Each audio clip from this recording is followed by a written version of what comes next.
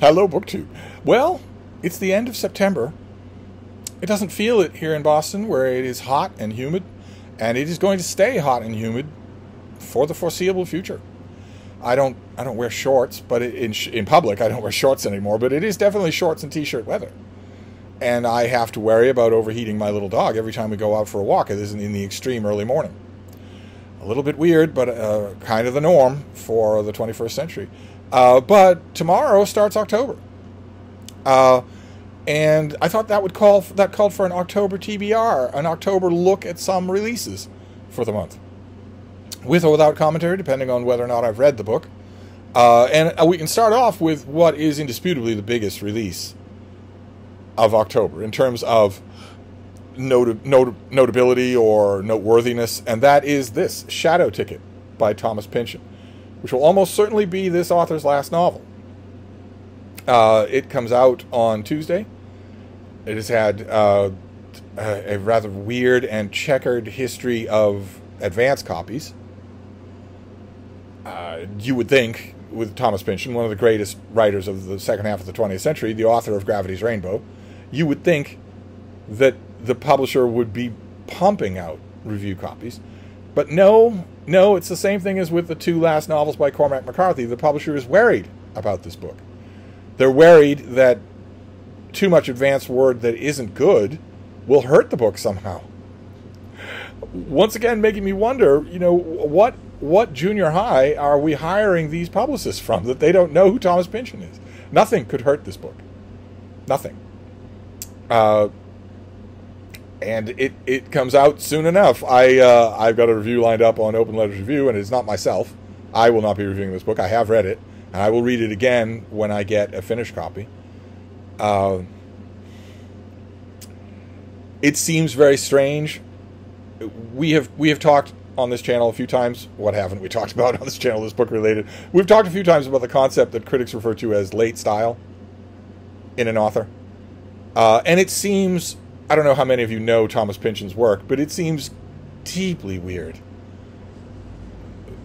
to use the phrase late style with Thomas Pynchon. It feels like he is and always will be completely exempt from such an idea.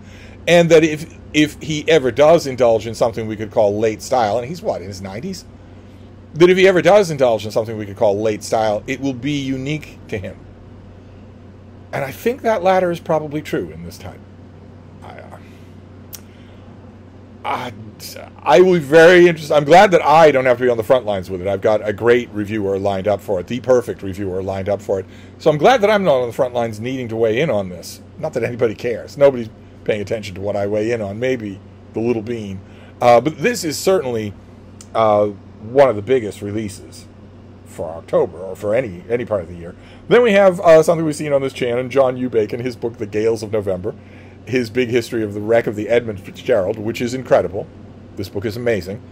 It is clearly being positioned and marketed and even designed to move in on Erik Larson territory, to become a book club favorite, to become the kind of pop history title like The Wager that just takes off. And I really hope it does. I really hope it does. I have nothing against most of those kinds of books. They, at the very least, even if they aren't particularly well done, they remind readers or introduce readers to the fact that nonfiction is much more interesting than fiction.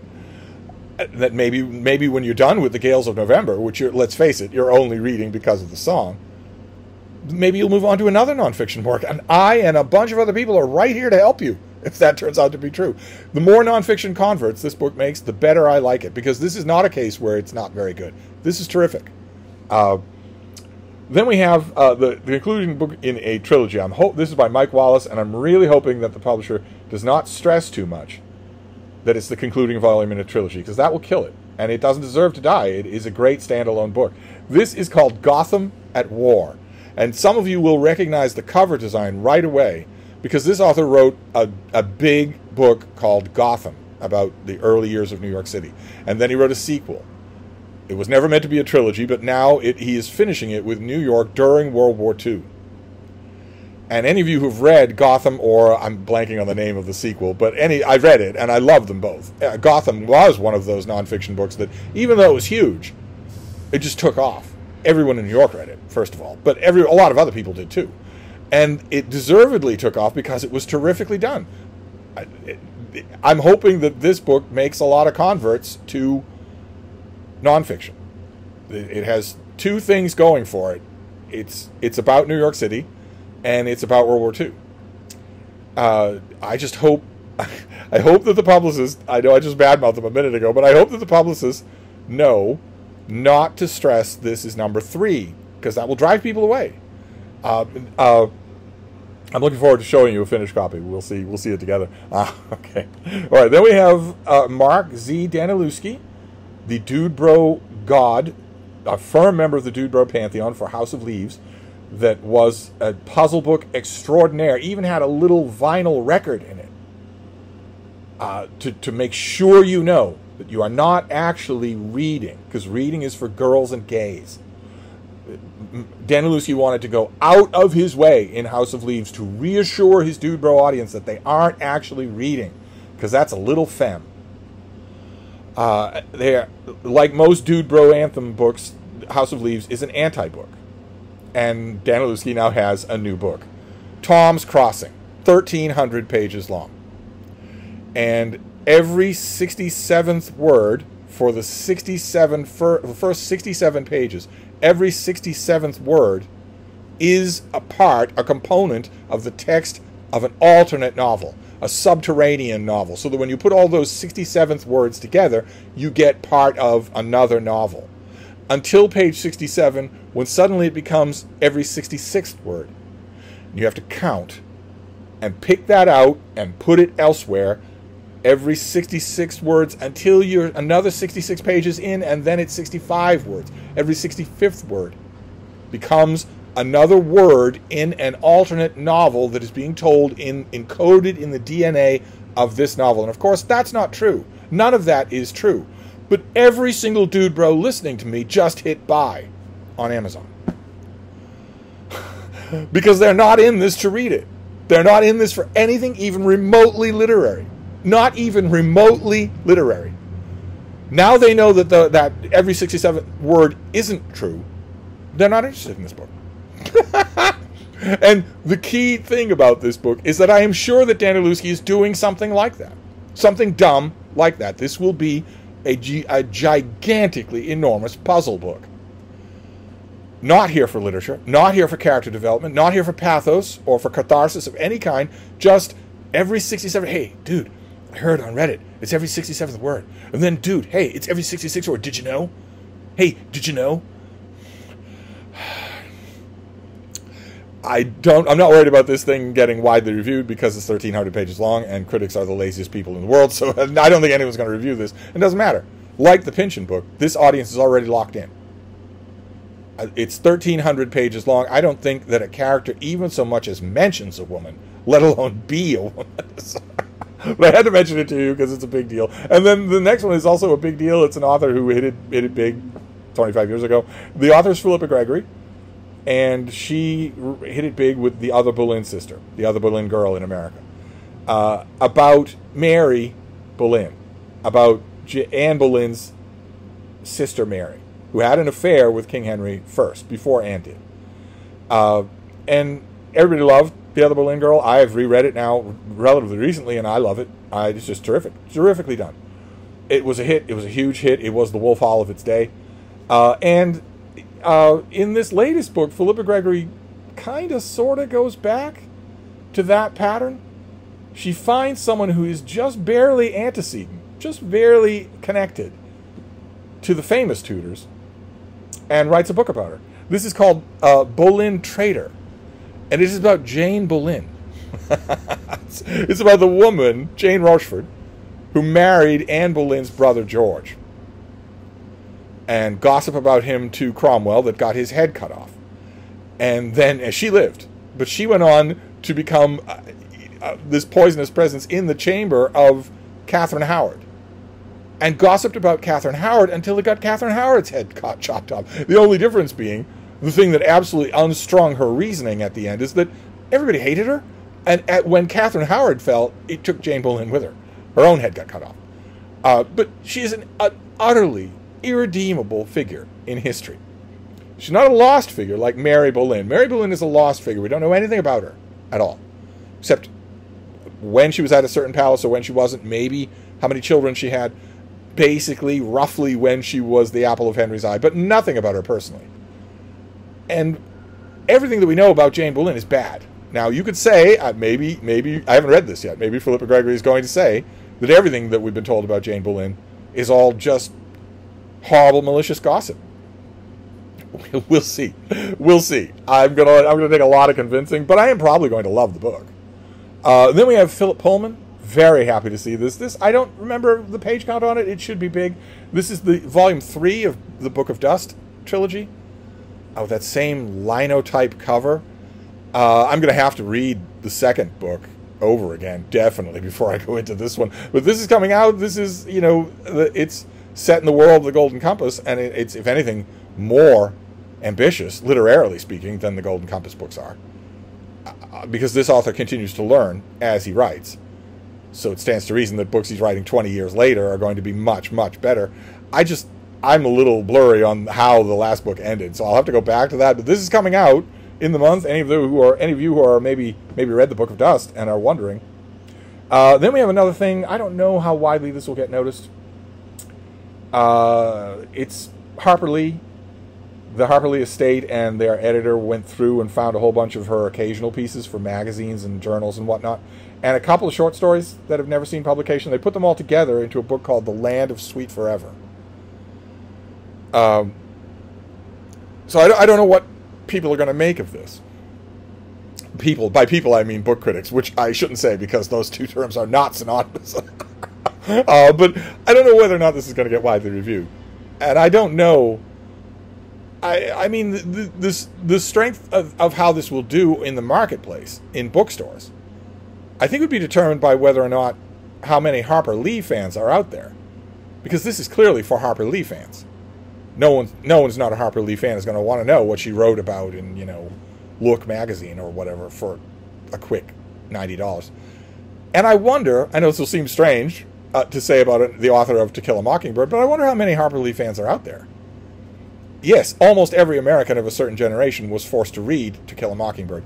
And yes, plenty of Americans have watched the movie To Kill a Mockingbird. If you have not seen the movie To Kill a Mockingbird with Gregory Peck, you should. You absolutely should. But movies are a separate. And the book? How many fans of Harper Lee were created by being forced to read To Kill a Mockingbird? I don't honestly know. It's not a rhetorical question. I actually don't know the answer. So, and I would think that how this book will do will be entirely dependent on how many Harper Lee fans there are out there. So I'll be very curious to see. Then we have John Banville.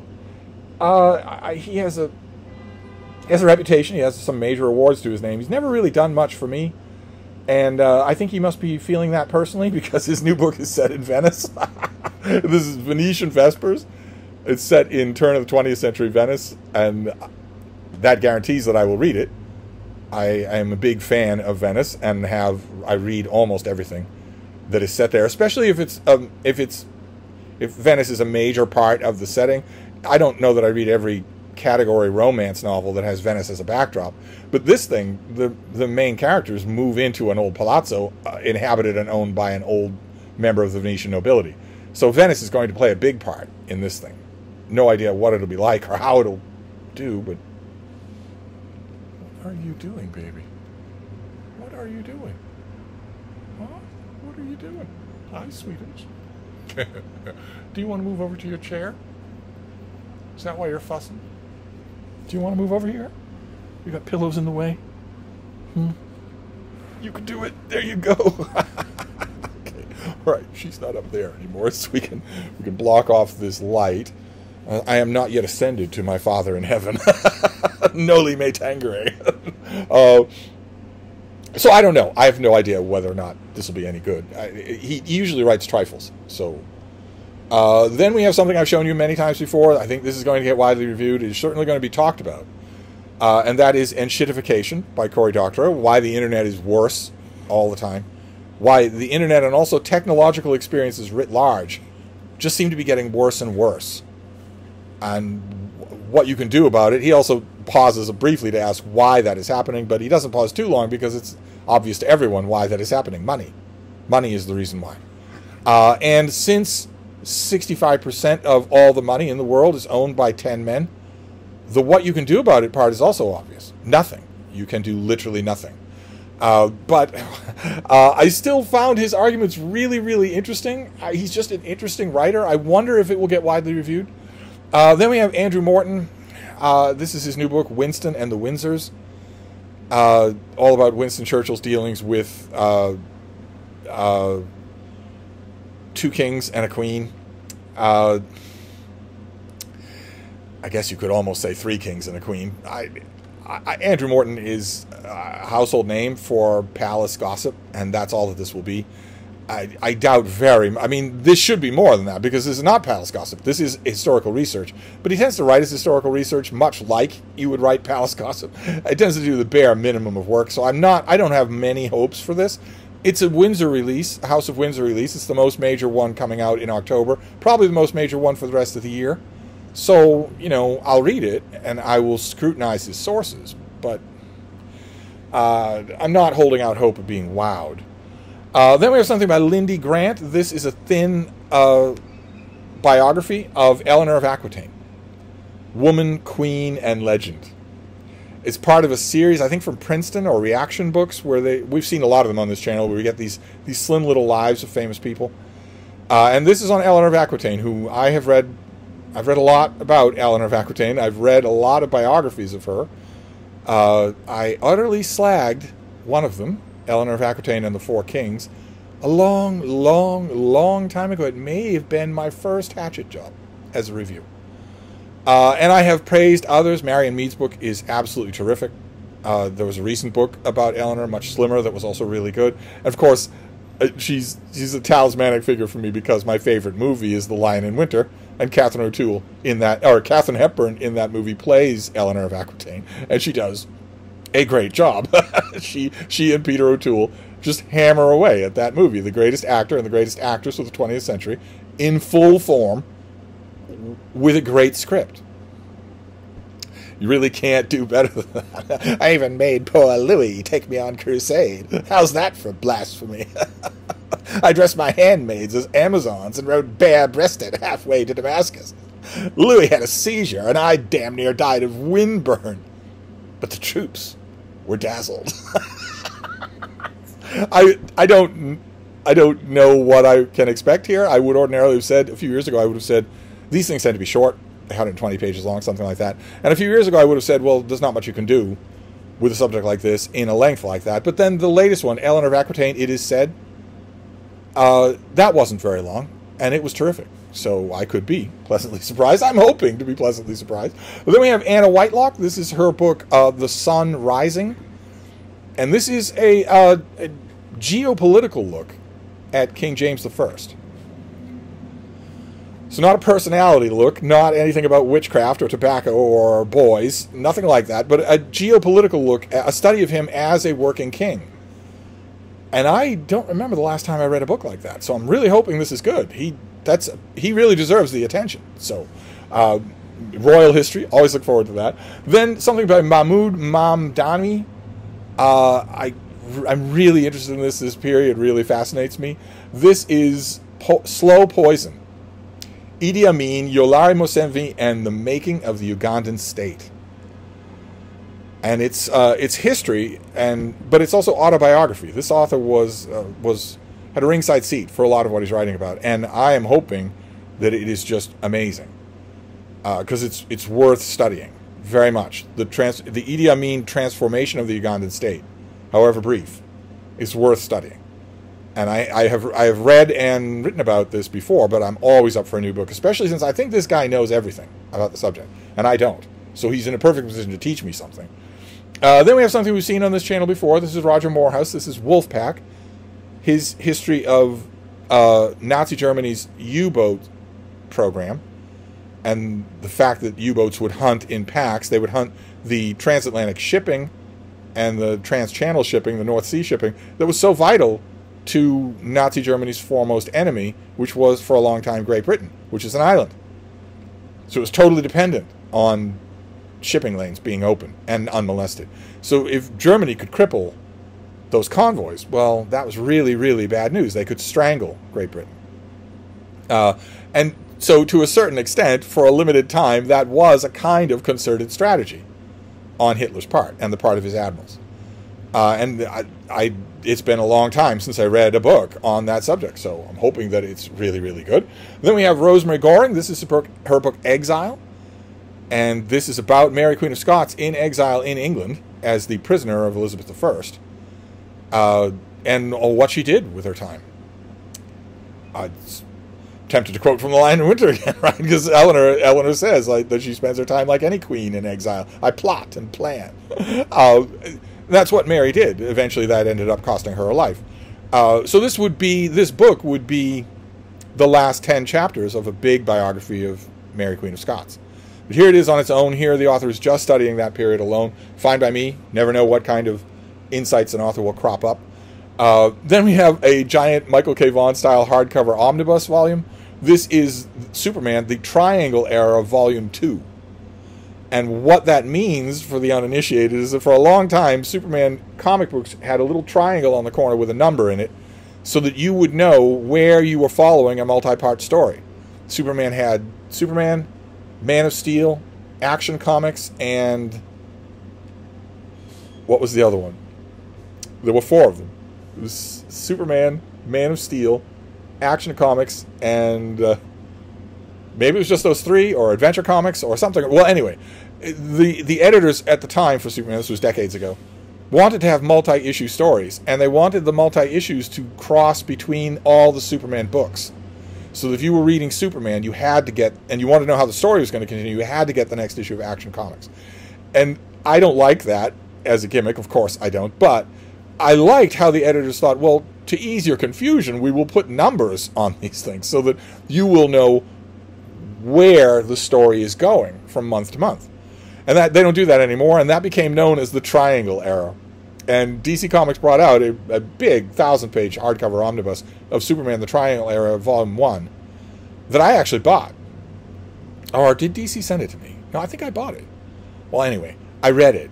Even though it's £1,000, I read it, and I loved it. I had completely forgotten how much I love a lot of these stories from this era. How much I love them. So believe it or not, I want Volume 2. I'm not becoming Michael K. Vaughan. I am not going to start collecting gigantic omnibus hardcovers, but I want Volume 2. Definitely, of this. We'll just see. We'll see where I get it or when. I mean, if I'm going to buy it, I'm going to wait until I can find it discounted. Some of you recommended to me, what is it, My Graphic Novel or graphicnovel.com or something, cheap graphic novel. I forget what, I bookmarked it. A lot of you recommended, here's a place to go for new graphic novels at half the price. So I bookmarked it. So maybe I'll go there. I'll wait and see. Then we have David Nassau, and this is his new book, The Wounded Generation, about veterans coming home from World War II with PTSD, with psychological wounds, with all sorts of screw-ups. We don't think about World War II that way. We think of the Vietnam War that way, maybe to a lesser extent Korea, but not World War II. We think of World War II as something where our boys came back and they were completely normal. Unlike World War I, and unlike the wars that followed it, that war was somehow different. And a lot of people will have personal stories that seem to back that up, where they have a father or an uncle who came back, put his medals in a box, put the box up on the top of the closet, never talked about it again, and just went back to their normal life. Didn't seem to be suffering any psychological effect at all. And what Nassau's doing in this book is polling against that, showing you that if you research it, you find out that those problems were rife and they are interesting. So it'll be a different kind of World War II book. And then we can finish up with Yossi Yovel did a book called The Genius Bat, which is just a little affectionate little natural history about probably only Microchiroptera, probably only the little echolocating bats, not the larger ones, Macrochiroptera. Probably this will just be about the little bats that hunt by night and use sonar and whatnot. And I don't care either way. I'd be interested solely. I will read any bat book. This is one of the only bat books coming out this year that isn't for an academic audience. And I'll just have to hope that the author is really good, that the author portrays the fascination of this subject, I hope, because I find it fascinating. And there you go. That is a few books that are coming in October that may be of interest to you, maybe or maybe not. And of course, there are plenty more. We could do a lot more of these. Maybe I will. Maybe we'll do another one or two. But I'm going to wrap this up for now. This has gone quite long enough. And I will see you soon. Thank you, BookTube.